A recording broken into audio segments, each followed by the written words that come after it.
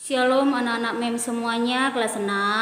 Kita jumpa dalam pelajaran kita agama Kristen dengan tema kita unsur-unsur ibadah. Nah, unsur-unsur ibadah yang kita lakukan saat beribadah dalam setiap hari ataupun setiap minggu. Yang pertama adalah berdoa, yang kedua bernyanyi, yang ketiga, mendengarkan firman Tuhan atau membaca Alkitab. Dan yang keempat adalah memberikan persembahan. Nah, anak-anak MEM semua, supaya kita terhindar dari kesalahan, kita perlu memahami apa arti bentuk-bentuk ibadah. Apa itu bentuk-bentuk ibadah? Nah, yang pertama adalah dari segi pelaku atau peserta. Nah, dari segi pelaku atau peserta berarti disebut dengan ibadah pribadi. Nah, ibadah pribadi ini dilakukan secara pribadi atau perorangan, yang seperti kita adakan renungan pagi, berdoa sebelum makan, berdoa sebelum tidur atau sesudah tidur, dan membaca firman Tuhan. Nah, anak-anak MEM semua itu adalah dari segi pelaku. Dan yang selanjutnya, dari segi pelaku masih itu ibadah persekutuan. Ibadah persekutuan itu dilakukan secara bersama-sama. Nah, secara bersama-sama dengan keluarga atau saudara-saudara seiman, baik di gereja maupun tempat tertentu.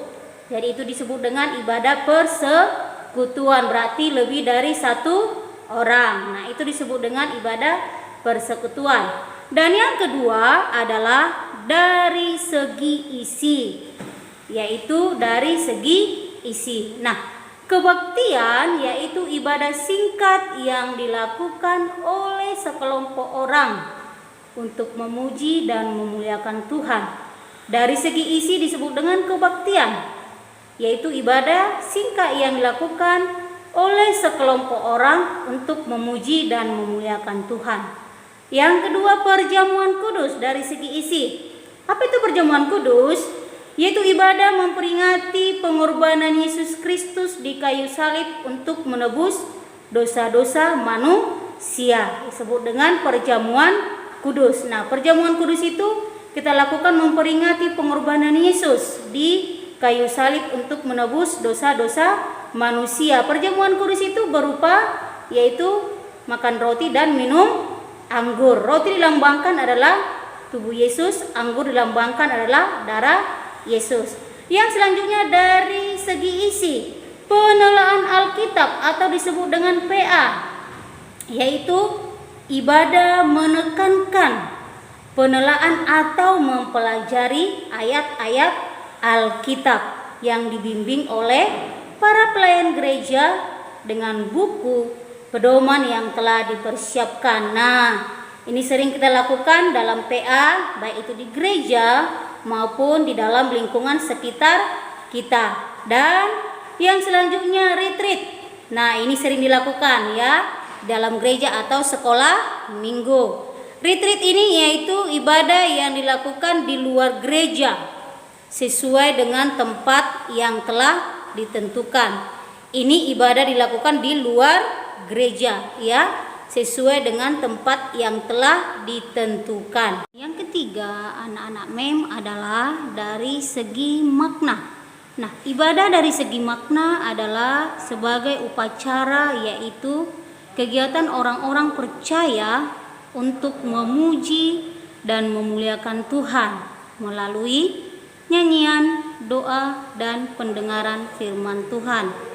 Dan ibadah dari segi makna yaitu ibadah melalui kegiatan sehari-hari, yaitu ibadah yang dilakukan dalam kehidupan sehari-hari melalui perkataan, perbuatan yang menunjukkan kasih kepada sesama dan untuk memuliakan nama Tuhan. Berarti dari perbuatan dan perkataan sehari-hari yang kita lakukan bahwa memuliakan nama Tuhan. Nah, anak-anak MEM semua itu adalah ibadah dari segi makna. Nah, masuk kita di dalam agama yang diakui di Indonesia ada berapa?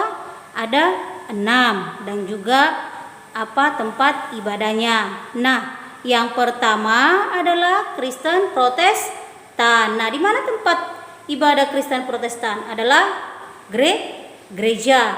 Yang kedua adalah Katolik. Tempat ibadahnya gereja. Yang ketiga, Islam. Tempat ibadahnya masjid. Yang keempat, Buddha. Tempat ibadahnya adalah vihara. Yang kelima, Hindu. Tempat ibadahnya pura. Sedangkan yang keenam, Konghucu. Tempat ibadahnya kelenteng. Nah, anak-anak mem semua, itu pelajaran kita hari ini ya. Ambil buku catatannya, dicatat rapi dan bersih di buku catatan agamanya. Oke, anak-anak mem semuanya, Tuhan Yesus memberkati.